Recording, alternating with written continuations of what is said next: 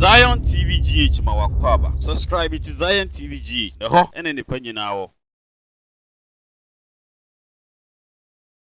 Mama Kwaba aba Ziontv Gh said that I know, and that's from Quantity and Ponya Ache. Na ene yaba mountain Afadjato. Yena yenim se Obagana Hanoma, Bipa a wapa near Fred Mountain Afadjato so. Na yaba se be interview. Unfortunately no. Nipa onim ahaba kwasem pa no ya metono na mum ya betu kuro ni mu ehene no woni akasa bebre na munim se Ziontv me interview so me ye no abosomsem amamre ene amane eno na me ye but de mi behu wa ha nne no e ma me re ho to the extent say e wo se me ankasa me ye interview me ankasa me eka bibi na obi a obetie no a wo mo a obetumi support some painful we no ye wi a ye behwe se ombe ma mobile money number bi a ye betumi de atudwa na se obi a opeso o support some crofo we no opa na wa support yo mo enye nhye na mom ade we a interview a ye koma your friends aban painful oba oman we mu a so far efia esi ha no over 50 ebebo 50 ekeka ko be 70 houses and esi ha sei na ahaba kwasem o mo kire ne se opanyini bi ene tena ase sa papa no na obomofo na o kuro bi so na ahayo mu no na obepie bipo yi so na obepie bipo yi so no ohun se asase ne da so tra enuti no odo no ban wo ha no mu a ebeyiyi na obebo no ho adwa wa ha sei na oware mako miensa na oni omo wo mako aduasa enan enkono which is 39 na oni omo wo ye omo ema aba be wo ema omo nana no omo aka bipo yi so a oba ayekuro emua na emom okwan a ye befa so a obeforo saa bipo we aba bipo na pampam no se wonyo obi a ye wo tete wo ha sei a waforo akwaba wo nkwala abremu a eya edin because ye na enim say oba Ghana ha no ma bipo a ewa pa ya mountain Afadjato so what I say na eya ya ho say ye oman we no ye mpanyimfo ne support ye kira na papa no oyo obi oyo obomofo na okum akese osono ne saa ne manema no oba ha no nyame adawroma ye nananom amamere amane a ye di adwuma no papa yi etumi bekekere bosom because obeto suman bi wa ha no ma suman ne ye adwuma papa ne de woba be wuko mfie aha ene achi o ne nana ne ma nso ne ma your friends aduasan kono which is 39 na owo mu no omini na awuko emasisi a ne nanom no ene wa ha sei enti imagine how many years sa area ha ekuro we adi so ati ase ye ba ha mete se papa bi ka se 1920 something ye calculate na 92 years minim se papa ni mfia wadi mpono no a imagine but ye on painful wa ha no ma abatu odura no ma so ballot box e de aba ha ama kromafo abeto aba na mum kwan an painful no be fa so mo be sane be ponase akọ hospital de ya asem mom a oba ha no ma edu election a mo sori tu na mo oba ha no mo beje mo awo suman ne ho e beje sa tumini na de bom ho ban e de protect mo na mum se mo be ye okwan ama sa painful we no e ya ade akurum hafo omo dadwene kese ba kono no now wo ya busuani wa ha na wo busua ye from sa abusuani ebi wo baabi na se wo pese wo ni obi kasa eji se obi begina be ponase na kromafo no ebi sane foma wa manenkra se okwa akoka kire suma sise ni oba na ne wure fia sa ada no kire se wo betena be ponase ache because untumi mforo ye kura ye mrante no ye ni mene odi hufo engineer pia ene papa bi ene ye beduru ha sei ye frozen aja kwa ame o si efrin gambaga na he gambuga bimbila ye ko bimbila ko twa interview na ye ba no na wo kire se ba bi sei wa hanom ye di moto ene ba ye di 7 good hours on motorbike enye te say Honda kese ni biewu normal moto na Ghana ha ukọ northern region te say Tamale ni ye moto na omutwidu sa moto ni bi ne ye tena so ye de ba ye di 7 hours 6 minutes na mohu the way Google ebe ma ye friend say ekwan a ye di ye gina kwan ni mukura nka ho nkrofo ewo kuro we mu abatu oduru dia na oman painfo no e de ballot box aba ha beji vote no na omo de kọ nemom development on be ya makuro we no eye kuro idagene ya de sade ne se wo ye obi wo abrochi wo he o person wo ye proper investment this is the best place to do proper investment because oba ha no ma omo otimba dua kese ase oba na se wo be provide road ama omo a ombe ma kwan mo atwa timba dua no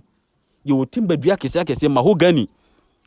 efram your friends odum sapele your friends wawa your friend nia kese wo krom ha no ma se wo ba ha na se why willing se wo be ma omo ekwan wo betumi ama your friend say telecommunication networks abaha wo ba ha na why willing se wo betumi provide omo school wo ba ha na why willing se wo betumi provide omo your friend say hospital na clinic omo be mo wetwa sa nua we ni na mo amo pe proper investment aye no wa wo sika na wo hu de odi sika ne ye mo de sponsor is legon kwala no. This is the best opportunity for you. Sasika will be di afebo because you will be so your friends so me wa hano ma a great money, great investment. A be ho ma nkwala aba be di hu mfaso. Na eya yoro ho se sa area we e wa bruchi a enka sikafo atitrefo a omo plane jet and a better ha sei because what ya awon kwa te say the wa bruchi obi dwane be sha ha no mo 2 years no osane ba down no ka kire so kwa bruchi woni ni chim because oba ha ye jacket akese ne ye hye awo be dew enti die na government etumi ya support sankrofo we omo so mu hia hwe sa ne ma we no mu hia road wo de omo mpe pavement road omo mpe road aye be kase ye gu kotal wo de omo pe rough road 2 omo hia hospital ana clinic e wa ha sei 3 omo di educational system e poor e wa ha ye duru ha no mpenfo ne kire a omo ano ma ye wonso no masi school dan na wa ha sei omo hia moa aban me ye omo moa ana se obi o sika a wa ye willing se obey donation omo na me ye omo moa ekure na wa ha no se what kind population na wa ha omo keka ba ko about 700 a omo tebi poiso ba akofo ye mumma te say the bible da mo say adam asefo na ebe ye wiase we ni na no se wo beduru ha na obon sa asema bible kan ne kore sa adam asefo na ye wiase we na nipa ba akofo asene mumma na ye kuro we nyina omo mfiri ba bia ye anuanom na te ha eniti omade se de omo sere mo ne se aban panyifo mo mebo omo hinya telecommunication network omo hinya school omo hinya clinic omo hinya road nemo ni titire pa omo pepa ni road no any your friend say network no because omo nya sa anema wo ya ene betumi ama omo atumi akwa aba ene betumi ama so omo kra omo bom ho modern AC school dan na aban anase nkrofo omo betumi ahan nkrofo mo ma ba be kira de ayede e wo ha sei enti omo de sade omo de sere no no se de meka ne kuro no so e betwa kuro na ama hu ena mo amope moa ope moa oba ha no ma there are gods bi wo ma abusun bi wo ma politicians ne pastors no ahaya no mo bagi tumi no mo de akọ no mo de akoye o ma sori na mu wia o mo mfa na ase ne mre o mo enu ti na obo se adane wuo o na ma na de ka nya ase de kum no wawu o be gire won ti ase because wura fi se wakọhye bo wo ba bi se o ba be pe moa wa mfa moa na anko wanya de ope na wio na mu moa no wa mfa anko enu ti no omo dagene ene omusu e de magana mpemfo ne se omo na omo tumi nya ba bi a omo betimi akwa aba na nye wiremunam a nsuomunam kra ho odin nti omo bekọ akodi dwa gi so omo sane bepo no mi wi me de bepo no kilometers ebeto na mo amu na mo de mani ahu eye me ya say the way am person interview ni ko no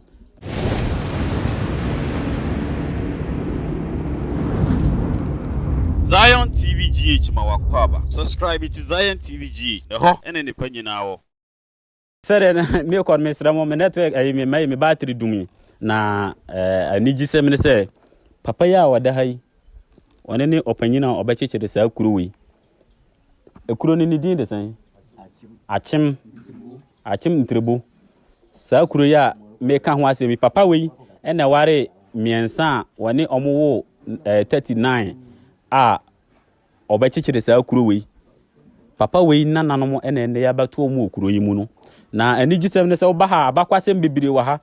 se de me ka no ye sore ni afa car ni ekọ yafa plane ni ekọ India ni ekotua bibia ba Shiva Lakshmi Saraswat Indra we ni yedie o we eni yedie se eni am promotu yedie a ene obi na promotu ni die ye sore na afa plane ni ekọ ho ni ekọ akohwe o sore na akọ Israel we kohwe Yesu Kristo abakwasem ebi die nie bakofo asere mumma ene ewo ekuru kesi yi mu no papa no oniniye na aniji semene se de na meka osono asem na obi badwen se bia Zion botirim kan na wo kan no ye wu na wo hu osono senda osono jo ni o osono jo adin mu duru no What says I am hoarding? Hey, or soon as senior. Well, when you know, I won't down, maybe. Menya da je twetwa ni na akye demo na botre enuni osono no muku wa hase no nti na meka se yempayifo no wei enka ya sikamu broni nyade we obeba beto akọ so ati ase enti wa wo pese o support no ye wi a ye betwere omo number agu ase ene contribution bia wo pese oye de support omo no obetimi dey support omo sa at least omo fa hwe omo ma omo nananom omo tumi fa mo omo school dan no se prasre na me meje omo mobile no money number ene offer omo a wo se Ziontv fo ene ehwe omo ene ye sa mo ma bere ade ne mudu no enya agoro enti mesere mo wo contribution bi apeso o support no omo ye willing oba ha omo beje wo omo be boa wo just that answer na be foro be pona be duru ha no woni se wadi awu a jai mema because won tumi mforo be pono what you say when we dey adwembone ba ha we yesofo we da amanfo bu amanfo a wo ba ha mo so be ka be pono so be wu ho enti woni se wudi nsamone agyae na tana ukurum ba wo akoma mu find na wa willing so be support your mo dia akwanya na wa ha obetimi abebo mo oni omo kasa mo bia wo na opeso de mo na wo de amo mo enti odofo se de kan ha na di dwuma de ni besi ye wi a number no okay what the osono se ba mo amuhu no so osono se da no ivory and ube hunu bi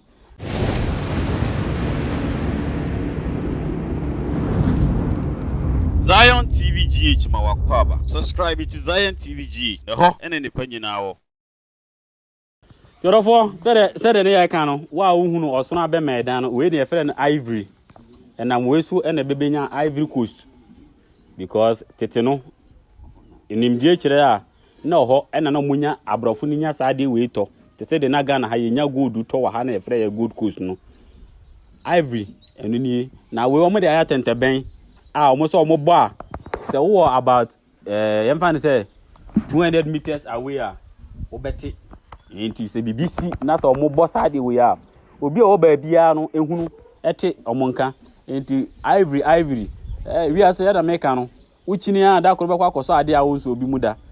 ya wo mi na no mate ho abakwase mbati mi hunu bi se mi fa mani hunu da ene de anye ya maso bi mu da so ate ase nti Ziontv de ahinta no ne de bebre mo nti aban saa ne ma we ni na wa ha no mo a senka aban ani ekọ ho ana obi a waye welen se obetimi support sa ankrofo we wa ha no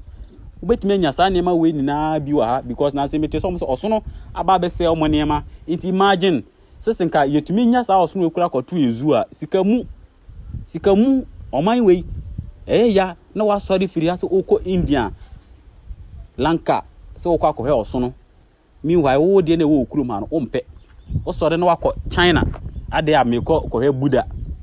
meanwhile wo de wo okurum no ompe enye na ka ebia osono ho akọ akọra hu bi da but me de bia meka se Ziontv de Yakopon ayi anye bia na ade bia wo wiase bia na de hu no mako enye na nka hu no osono Jordan osono abemen ne na boje na da ho entese no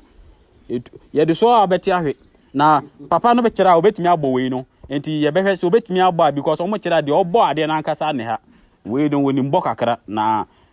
before abebo no ji se udidi hye wafunu ma nya sa wontumi mbo enti ye de be ma no so otumi bo a ye be mama hu de we site wantumi ammo so a ye de adwumadi no be kwa wie se de ye ka no mo support omo mo schools eno mo hia kwan omo hia network misramo wa wo ye welen bia no wo ye papa ye bi wo no ma wo ya Yakopon fa kwan bebere su shirawo so ati ase utumi support kurom hafo a ye nka nchiro se first kan besi omo so wan kasa obetumi afa atwa plane ticket wo kasa Zion fo ye mfa amra ye de obeba beba omo bla be bo omo se school no mo pa na se obetumi asi school dan be miensa kwara de omo a si mo omo se cement na wo de beba be support omo a fa bra omo wa wo de fa car wo de ba be dia na be pona ase a omo an kasa omo de be foro soro ha because wo ntumi mfamfo obetwa hwe awu so ati ase be pona nya be poba se de make na ye kura ye mrante ye kura ye tumi chini no ye foro no ye tena be pono so mako 7 times nya me kura na dom ye na ehia ona omo nananom na ka ye ntumi ba me at a point ma ba mu gue me ya madwen se mesan eni tinu wa ye welen so be bo omo no ene wo ba kure so a se school dan yo se network o so wobetumi aboa kora lobby ama MTN fo aba be si network fu amomo wobetumi aboa ama aban abegwi ekwan odo munwini keke omso omo mpe kotal odo munwini keke na mra meda ha amomo saa so na why willing so wobetumi support omo school na odo mo mara na mo be support omo school no ade omo hinya firi mu ho na no krofo we na tumi do no ban na omo de bia brɛ mu wo parliament wo na madi nti omo ade sɛ de omo de sere mo no omo government so what you say yeni na abatu odura na mo de ballot box aba na ma ba gi vote ne de ko na emu mo ani duru dia mo se ahanka ye constituency ho monye bibi mo na de edua wa asase we su bia no dakoro e be kwa ko bu hu akonta mantie nka biwa ye wo be ba aben no se mantie nka biwa na ye de dwumadi na abawiye da se ne yakra mo nyina bye bye.